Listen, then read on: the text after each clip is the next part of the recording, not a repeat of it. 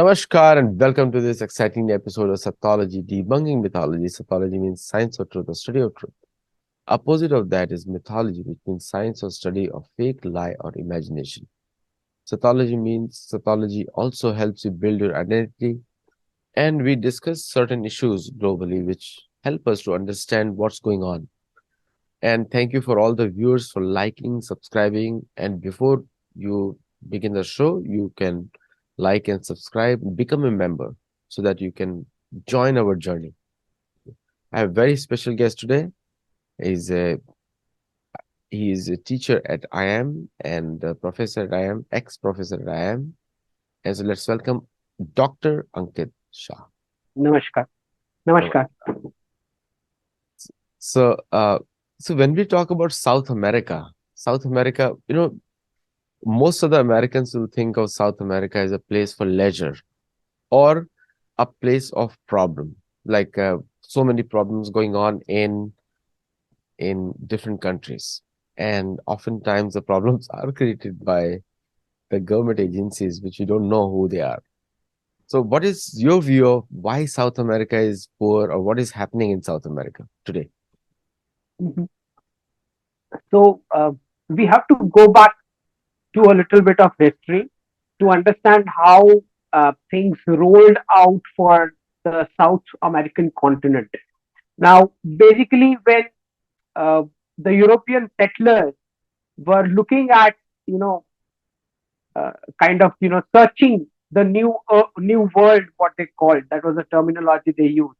They were seeking new world to find out, where the natural resources are, how they can, uh, collect those resources for the European continent and so on and so forth.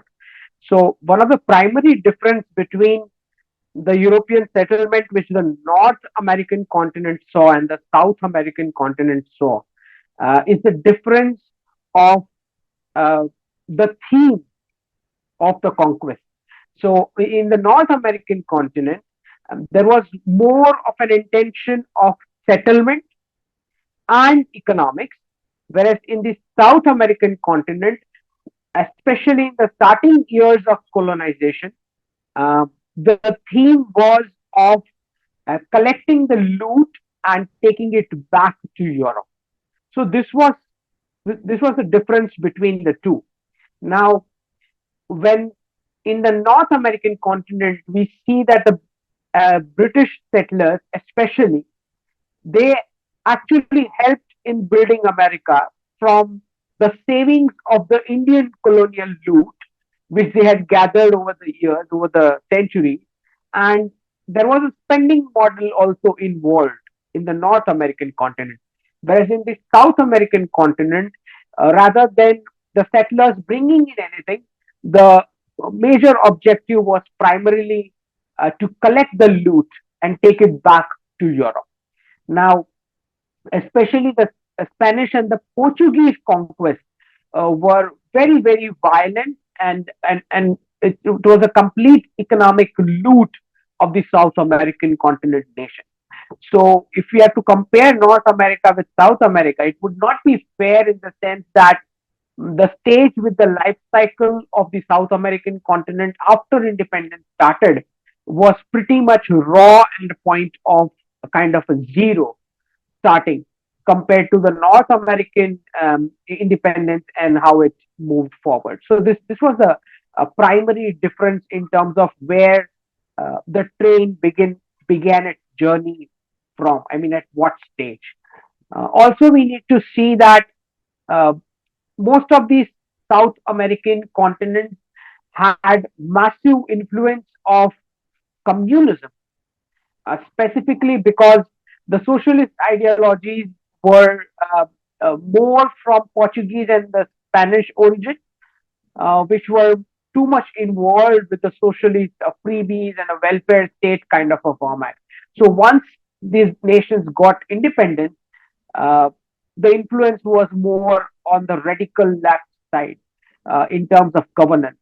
So, despite having natural resources, I mean, we all know that Venezuela, if I'm to cite one of the example of the country, despite of the fact that they had massive oil reserves, um, you see that the position is always that of a very weak economy, because all these resources were more or less went into corruption, bribery, and the strength of the economy went into the socialist freebie rather than focusing on building an economy with capitalist base. Whereas the Northern American counterpart, there was an intermingling of the British corporate sector and the aristocrat families with the North American setup for productivity for all the factors of production. So they had too much of a positive angle to it rather than the South American continent, where the angle was more about how these nations, the big powerful nations, are going to kind of create a nexus with the whoever the political leaders be. Also, like if you look at the post-World War, most of the countries which are the colonial masters, even today they are the colonial masters. They like the Spanish monarchy, Portuguese monarchy, and all these colonies, all these colonial masters, they kept a very tight control through church on the South American societies. That is also one of the reasons. So why is that? When the church is prominent, the countries are poor. Why is that? Hmm. So one of the main reason why those nations which are staunchly Abrahamic in nature, staunchly, I mean, in the sense that if you talk about US, while you have bipartisan, alignment to Christianity, it is still not staunch in the sense that the individual liberties are still high. But those countries which are ruined and devastated with the colonial loot and immediately get a church supremacy over them, this kind of countries specifically are seen to be, alluding towards, um, a kind of, a financial slavery to the church, because there is an inherent, a theory running in these nations that it's the God and the church who's ultimately going to save them. So, despite having, the financial problems across the sectors and across the society, um, uh, you see that the contributions to the church are very, very high. I mean, if you are going to find out a per capita contribution of the South American population to the church, you will find it really, really very high. So, at the cost of obviously the society and the familial, um, prosperity. So, church has had that role, and this specifically comes from this theory of staunch belief in the commandments of the Abrahamic religions, that uh, step one, step two, step three. This is the kind of a binary which all the believers are supposed to follow, and the church is the supreme. So that kind of theology is why you find that everywhere there is a staunch following to the commandments. The opening up of the human brain is actually being dumbed down because you cannot question anything. Commandments are commandments. These are strict commandments. So either it is a yes or it is a no. And if it is a no, then you are not a believer. So based on that strict commandments philosophy, if there is a staunch belief in the society to follow that path, then obviously the economic prosperity is not possible because you are dumbing down the entire natural questioning attitude of a human body. So this is exactly why such countries remain extremely poor. And you'll also see the other kinds of Abrahamic countries where you'll find in the Middle East those nations who are heavily and staunchly aligning with the Islamic Abrahamic thought process. Even they do not have stronger economies if you cut out the free crude oil reserves which came out from their soil. So I think the situation is the same. I mean, if you're talking about Venezuela as a crude oil producer, compare that with another Abrahamic friend, Saudi Arabia, which is also a crude oil producer. So that's the main pillar on which the economy stands, and that too is also not efficiently functioning. So this is what happens with all those countries who have the church and the clerics sitting on their head with strict commandments, and people believe in that kind of a theology that if you don't follow those commandments, you are destined to doom. So basically, they seek doom. Actually, I mean, you should not say this, but basically, they are trying to seek doom for themselves because the afterlife is promised to be something of a heaven. So that is what the theory works over here, which is why the countries always remain poor. One thing very surprising for South American continent is that they don't have their own language now. They speak the colonizers' language, and Mhm, like not even second language is theirs. They don't have it, and they feel they own the colonizers' language to such an extent that they feel offended if you speak in English also, even though both mhm, English and Spanish are, so that has also played a very major role in complete colonizing their minds because they don't know their language. mhm, So if you look at the global south, and one of those or couple of those countries are interested in the global south, and do you think that they are purposely in global south to challenge the European or American hegemony on them? mhm. So over a period of time, as you said, the South American continent forms a major portion of the global South, which is now gearing up to challenge the Western so-called hegemony. Um, you have to understand that where this comes from. These these were the nations which were being exploited by the colonial powers. One, these were the nations who have seen their regional or indigenous languages and cultures being destroyed. Two, and we all understand what the importance of language is in terms of economics. I mean, without English language, the Indian subcontinent was giving more than 27% of the world GDP for 1700 years. So you understand that language, the more complex and the more diverse the language is, and the number of languages that you have, that shows how open and how global your economy actually was.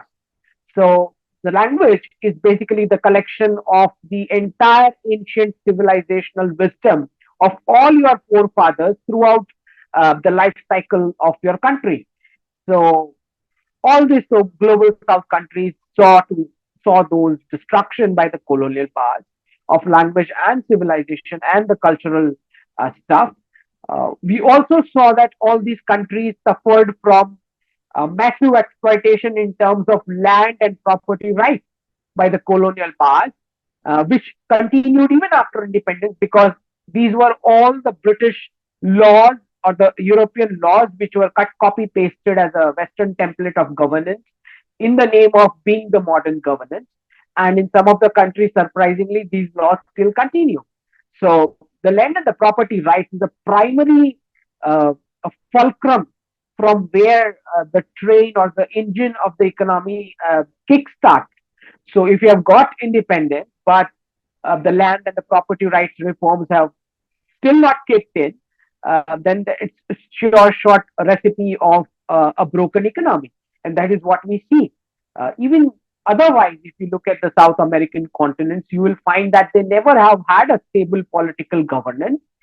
There were, Western intelligence agencies at play trying coup d'etat, bringing in those leaders in power who were, in nexus with the Western companies so that the colonial loot can still continue even after the independence. So all of these has been boiling up now for decades, and which is exactly why they are looking at, uh, you know, dumping the Western template or the Western hegemony in terms of de-dollarization, if you will. You see, just now the news has come that Brazil's Dilma Rousseff is going to be the next president of the new development bank, which is the BRICS bank, which is going to be the nodal agency for handling the entire de-dollarization process. And she has been selected president till 2025, uh, right from now. So you see that the aim is that the de-dollarization process need to be completed within this span of time, and a Brazilian is selected for this. So you see the kind of the global South alliance playing out over here to finish off the Western hegemony together. Now, if I ask you one question, like for example, the American economic interests and the unrest in most South American countries. And like countries, many countries, I won't name one, but many countries, they take their cue from the Spanish Parliament many times. mhm, And it's literally like Spanish Parliament is deciding what should be the budget and what should be the so the freedom to make decision for their own people is not there. Peru is a very classical example where the mhm, Spaniards are actually trying to subdue the natives. That mhm, is what is happening right now. And the native friendly president was ousted with the help of agencies and whatever. That's why the riots are going on. So if people think that colonization has ended, then it has not ended. It is still going on in the name of religion now and the church and the all these things. So what is the actual purpose? Why people are still interested there? Is because of lithium? Is because of what is there? What is the economic reason now? mhm. So we need to understand for the South American continent, if you look at the historical perspective, these countries were brutally conquered by the Spanish, Portuguese, German, and French. The last two a little less marginally. Unlike with the settlers coming to America from the UK, these weren't coming to stay. So the discovery of the continent, the strategy was one of pillaging, looting, and draining the resources. If I'm not wrong, I've read somewhere that there was a mountain of silver which was, looted as in crazy. I mean, the ships were filled and sent back to Europe, and there were ships which were carrying families as slaves to Europe. So this particular theory, where the church declares that the natives of this colonies do not have a soul in them, and that is what creates a sequence of violence on them. So this kind of colonial, physical colonial torture, some of these nations have seen. But once, even after the independence, you rightly point out, the colonization hasn't ended. It hasn't ended because this was a colonization of the mind. So this entire world, when the Indian foreign minister said that the world cannot be so much Eurocentric as it used to be, what he exactly meant was that the horrors of this coloniality is going to ring in the ears until Europe actually loses its continent status, which it is not. So until that happens, a lot of colonization of the minds of the people from these erstwhile colonies is not going to end. So Europe will have to actually lose the continent status. It is not a continent. It's just a congregation of some islands. So it has to come out of that, high table that it has set itself and, impose that status on the world.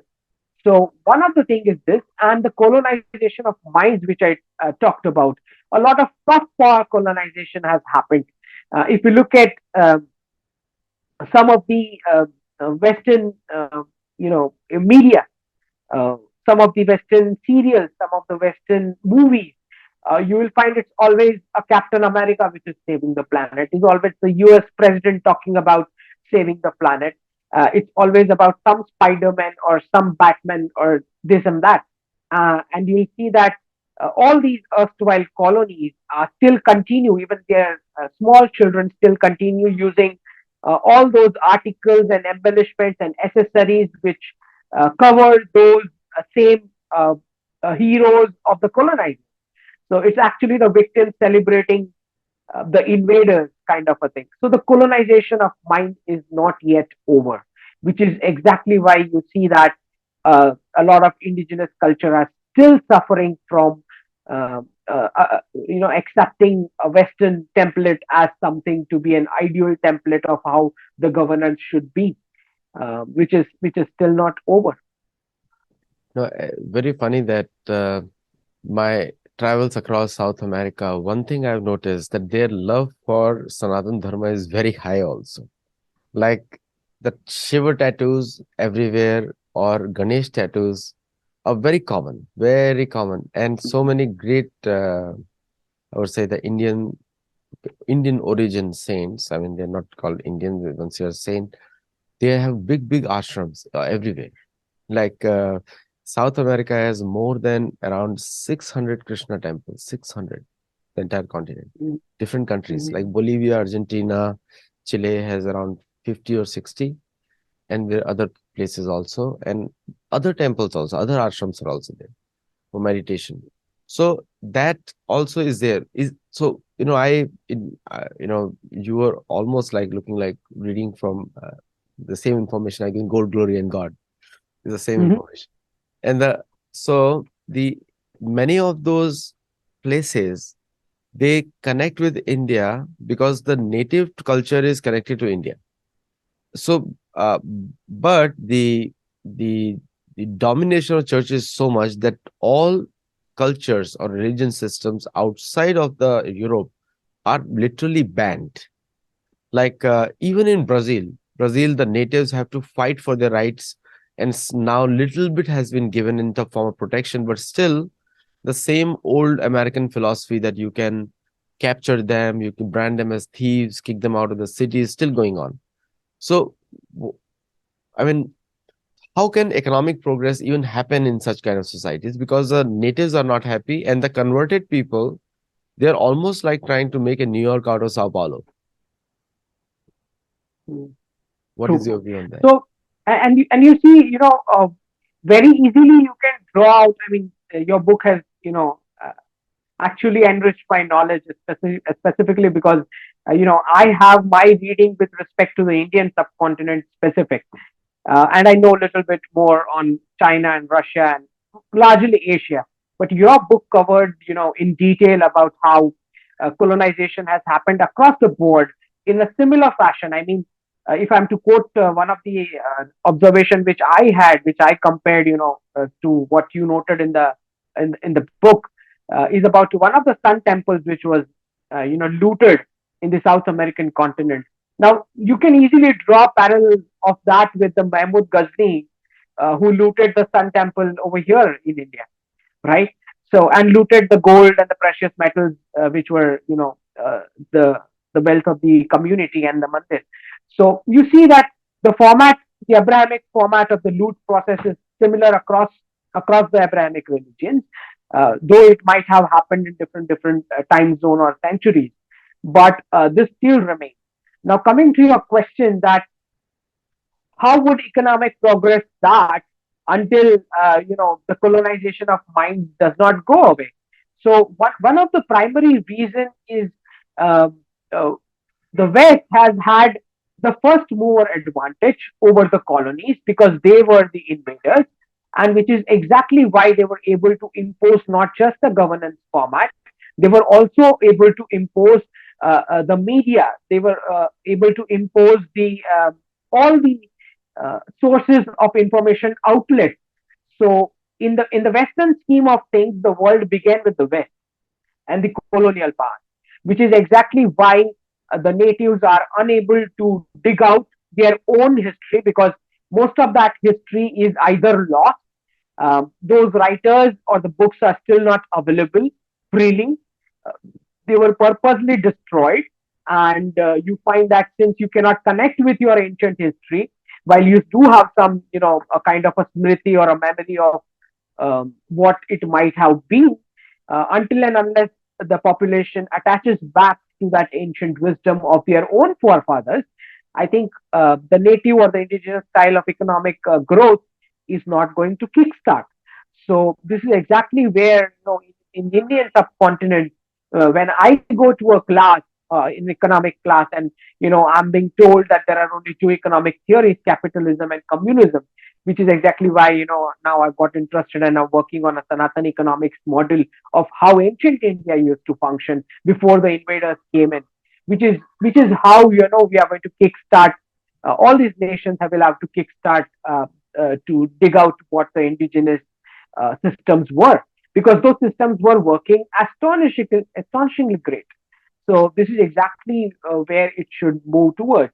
Now, one of the biggest struggle over here is the lack of resources is one, but second is a complete establishment of the Western world order, the rules based order, or the unipolar dollar based international trade order, and anything multilateral or bilateral that has to go through the international busybodies, which are built with the same template and theme of the Abrahamic colonial thought process, the rights based format of living from this victimhood mentality, which comes from the Western thought process. So, this international busybodies are a big roadblock for the indigenous cultures to come up and dig their ancient stuff.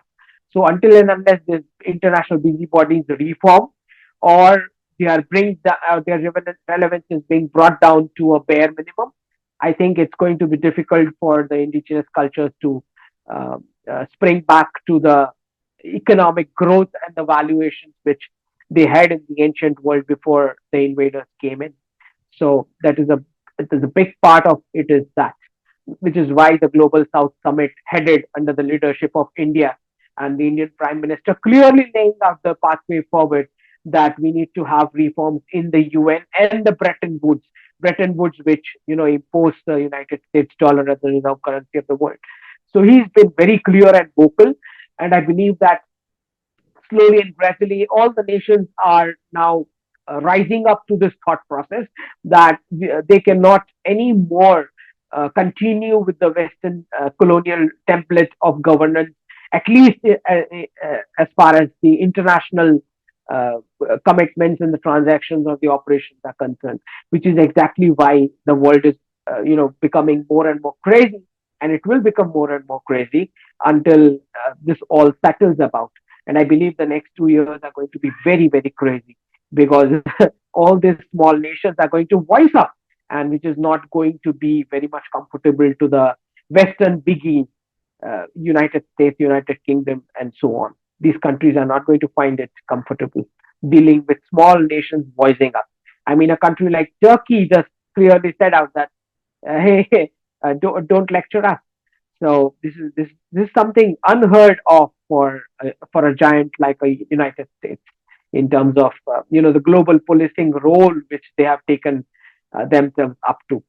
So it's going to be difficult to digest for the erstwhile colonial powers that the times are changing and these nations are now going to come out from the claws, from their claws and control. So one question also comes in, like for example, when you talk about the economic side of South America, now the lithium is the new oil. That's what everyone is saying. But I'm just so surprised that nobody is counting hydrogen. And it's all about the energy. Like it's like as if like we'll put our hands in the electric socket now, and so that we can get some energy. But the the whole so Argentina has a large reserves now. Argentina, Bolivia, Chile has found. So do you think that there'll be more attempts to overthrow governments in those countries so that the corporations can own the mines? It has already started. I mean, the moment when you saw that Miss Universe pageant, and I saw that the last five contenders are the South American participants, and then Miss America won the pageant. That was the moment when I had a thought in my mind that this is going to be now really messy for the South American continent, because it was a kind of a subtle messaging of how America is going to play out their hegemony, and which is why immediately days from that event we saw that Mexico went into trouble, then Peru and Brazil went into trouble, chaos everywhere, people unable to get the basic minimum services in those nations, and this kind of, and we are aware that this kind of regime change and chaotic stuff is being played out by the Western agencies a lot many times. So everyone knows about it. And immediately we saw one of the copper plants of China stopped being functioning because of this chaos which was created in one of these countries. So it's very obvious that when after de-dollarization we are going into a world which is going to be a pegged currency, and this currency pegging is going to happen with real commodities, and these commodities include those precious metals and rare earth minerals, which is exactly why you see that There are going to be a lot many mines and the natural resources being discovered, not just being discovered, the mergers and acquisition transactions are going to increase going forward because West will like to take over some of these, as we already know that the U.S. military has asked for more budget for investing in some of the Canadian mines. Similarly, U.S. has also given out a bid for the largest gold producer in Australia. So as we are moving towards a world where the fiat currencies are going to die, I believe that more and more of commodities and mines and natural resources are going to have a lot of importance, and countries are going to eye those mines to take over via companies or via international trade or whatever tools available at their avenues. So this is what is going to happen, and if these uh, takeovers are not allowed to the hegemon countries, then there are good chances of regime change, coup d'etat, and all those kind of attempts being made by outside agencies in this small, less defending kind of countries who cannot defend themselves from this kind of external sabotage. You're going to see a lot more of chaos also in Africa because they have a lot of these natural resources. So if the currencies are going to be pegged to this kind of natural resources, it is very obvious that this this chaos is only going to move forward more and more. We saw Cuba has Guantanamo Bay. It's a U.S. territory now, military base. And then Haiti was American troops walked in, and nobody is discussing that in the mainstream media, but it is there happening right now as we speak. Mhm. And we see a lot of military movement across South America. So looks like the entire power of American forces will be in South America because they lost Middle East, they lost Asia, but still there are bases out there. I mean, after the freedom also, they have retained key bases like Indian Ocean has Diego Garcia, which is Chagos Archipelago, connected to Ramayana history. And there are a lot of other. Mauritius also claims it. India also should claim it. India should not give it away because that is an Mm. important area for India. For other places also, like in the extreme south, if you go south of Chagos Archipelago, then there is a French military base right there, and it's called French. Some name is there French. Some name is a French colony. Plus, you see that we're not covering Africa in this series, but in Africa there are almost 19 countries where whose gold is pegged in French banks, and nobody's talking about that. And the Dutch still have presence in south of Indonesia. So I mean, people may say these are independent countries or independence has happened, but I don't see that because the whole colonization went through the military because there was a sword hanging on the side that if you don't follow us, then our navy is going to move in. And these countries now know that their armies won't be able to do what they used to do. So they work in a different way. They give them European vacations, European clothes, and what they did to Jahangir Fourth, which they did was to acquire the Calcutta port from Jahangir IV. And the same thing they're doing now. So where is I mean, has the world not learned anything, or what is there happening? Because right in their backwater they have a crocodile right there. So, as you rightly said, I mean, independence has never been absolute. Independence was always relative. We also need to understand that those small countries surrounding a big power is also going to have a sphere of influence and an input, a dominating input of the big power surrounding those small nations. And besides that, a global police, as you said, still sitting in Indian Ocean and where else or everywhere. So, despite the fact that you know we are talking about civilization, we are talking about independence and all this kind of stuff. We are talking about multilateral bodies who maintain governance and everything. The last resort always remains the military. So more and more as we move forward, we'll see that the importance of navy is going to increase, two, three, five, 10 times because because these are the sea lanes for the trade which need to be secured. So if you are looking at a currency reset, that's where we are heading towards with de-dollarization and finishing of the fiat currencies of the world. A lot many of small nations is going to have difficulty securing their trade via this sea routes where a big hegemon is sitting over there and is able to do directly indirectly a lot of sabotage, very much possible. So you see that there is never an absolute independence in this world. One, which is a big power, which is in around the region, and second, the superpower who has bestowed on himself the role of a global police.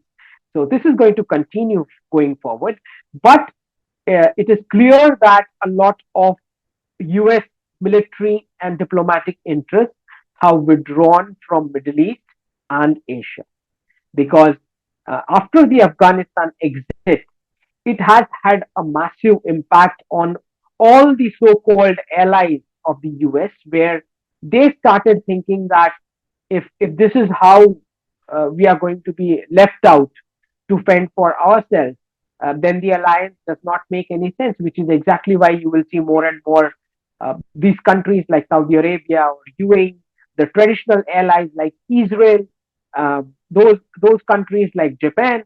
I mean, can anyone imagine Japan doing a deal with China to trade in their national currency outside of the US dollar? So, a lot many changes are happening, and it's going to be more and more chaos, but it's going to be too much of chaos for the South American countries, which are near to the American military might and the first line of defense for the American continent. So it's going to be more chaos for Africa and the South American continent, because these two are going to be the renewed war zones for the big powers to play their chess on. And both of them have massive natural resources. And when these resources, as I said, are going to be linked to the valuation of currencies, it's going to be lethal imposition of dominance in terms of policy, diplomacy, and military coming from big powers on them. Now, I do believe that the African locals, despite the fact that they might not have too many weapons or toys to play with and defend their nation, they are, individually and even collectively, very much of a community, of a warrior thought process. So it's not going to be easy to go down to that soil and dig out those natural resources and leave that nation without being harmed or without being challenged or contested. So it's not going to be easy. If global powers are thinking that they would be able to exploit these nations because they are small, uh, they will be in for a surprise. The European national interests move all over Africa. We have seen Somalia, American forces acting, French bombarding at will, many places in the name of protecting again, working against terrorism. So it is a very euphemistic term to because anybody can do with any other objective also. But for the global media, will be told as they're fighting against terror. How can terror in Africa affect terror in Europe? I have no idea. But that is one of the reasons you see so many French riots also, because they go back and they're taking a revenge, not against the French, but what they did in those countries, Mhm. Ivory Coast and other places. In South America, we have not seen that because those people are like in Africa also they have the second language. The native is still there, but in South America there is no such thing. So they are convinced that they are Spaniards, and the mixed population of mestizos and the what is known as it has created a like confused lot. I mean, I don't think so economically they can ever be independent because just the way, I mean, mindset has changed completely. So one last question on this, like how much contribution, economic contribution, does the South America make for the world? Because even though they have a sizable population, but still they are not considered an economic powerhouse despite of everything, including their planes are very famous, Brazilian planes, Embraers, but still not Mhm. not a very powerful force on the global stage. Mhm. So, in terms of, I mean, if you're talking about GDP contribution, it would be something like, 4 trillion somewhere, the South American continent in total. But in terms of the natural resources wealth, which is yet to be excavated or, taken out from their soil, and that sense, it's a very, very rich continent. Um, in terms of energy producing, as I said, Venezuela faced a lot many of sanctions from the West, and now since the interest of the West is going to specifically focus on South American continent, a lot of these companies, giants, especially if you know the history, Petrobras, one of the biggest, oil giants that we have operating in that particular region, how huge records of criminal history in terms of how they have uh, done violence in that South American continent region, with the nexus, the political nexus which they had with the governance in that region. So you will see this is only going to increase moving forward. It's not going to cut back. So a lot of these natural resources are going to be exploited, and if that is not allowed, you will see a lot of violence. You will see a lot of regime change attempts. You will also see that since Brazil and Argentina are discussing a common currency for, especially for the South American continent, because from what I see is that in run up to the BRICS plus currency format, for a pegged reserve currency, which is going to globally looking at ousting dollar from the transactions, bilateral and multilateral.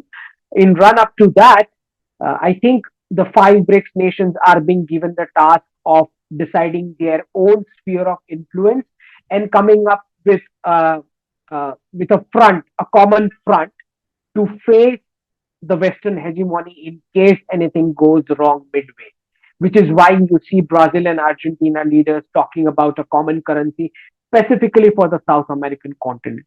So, whether it happens or not, that is something that we need to see. But one thing is clear that all these nations are going to face big troubles going forward because there are already Western companies. We have to understand that when the West used the word globalization, it was actually an injecting of a Trojan horse, removing the physical barriers and the physical security of your frontiers or the borders. So this company format entered like a Trojan horse in all these economies, and now with money power, sheer money power, they are able to not just buy the leaders and governments, but they are also able to twist the policies of the governance towards their own benefit compared to the nations, which is going to be very brutal and violent for this entire region going forward. Uh, One of the primary reasons why, in the ancient India format, the political leaders phenomenon in terms of competition. I mean, if I'm to just to cite an example, um, the current Western format of governance that we have today, uh, there is a prime minister, there is a president, and this prime minister and president would have a team of cabinet ministers, etc., helping him out with different departments and ministries. But you have to understand that all those leaders who are is right now in his team, working and handling different ministries, are also competing with him for holding that same post which the prime minister has today. So it's a kind of conflict of interest kind of a role, which is exploited by all enemy forces of the nation, right? So it's a very flawed format of Western governance, which is imposed by the West all over the world in the name of democracy, imposition, or modern governance structure, where the persons in your team would actually work against you to take over your role. So I believe that that is what is being played out and exploited by all the external powers who'd like to influence the policies of the state. And that's why most of the southern borders of US are open because of because they know what they're doing in there. If they don't allow that one trickle also, then there'll be bigger riots in those countries. So Mexico does say, okay, Mexico actually puts buses also to bring them to US border. So if you cross through Belize, then the buses are there to bring you to the US border. And, and earlier they were trying to stop it, but now they don't even stop it. It's like, go there. If you want to go there, cross over and go. So they Shock want to, absorbing, like a shock absorbing yeah, because system. they can't absorb more people. So they say that they pass it on. And the stream is going on. I think it's the statistics are almost like 500,000 a month. And so last year, 6 to 7 million Americans have been added. Well, So that helps, that helps two motives. One, the churches helped because there are a lot of, rehabilitation contracts and those programs sucking the taxpayers' money. And then the companies are also happy because these are cheap labor compared to the locals. So they bring the cost of labor down, which is exactly why the politicians are, probably dictated this policy of allowing illegals inside. and not only that, there are a lot of other nationalities also there from Middle East, from India, from Pakistan, from Afghanistan, and a lot of them are not background checked also. So you get not only South Americans, but also you get other nationalities also. There's a whole center in California which is just Indian immigrants, and Mhm. they need dal chawal and all those things also. So it's like And they the demand, they are the demanding side. demanding. "Okay, हम लोग का we don't eat bread, we eat chapati." So उनके लिए they have to prepare those. And some of them are staying in top hotels, some Yeah, of these illegals, and they are not happy with those facilities as well, right? true. I'm like involved in one of the non-profit, and we give them what they need actually to live, and uh, and there are a lot of other things also. So it's just one community we know, but a lot of others are also coming. There are a lot of NGOs working who are flourishing because of this also. But anyway, thank you so much, Ankit. And today we focused on South Thanks. America, and most of you will love it, I think, and some of you liking it also. Do like, share, subscribe, and there is a whole playlist of Ankit, and which you can watch on Sattology. Namaste. Thank you.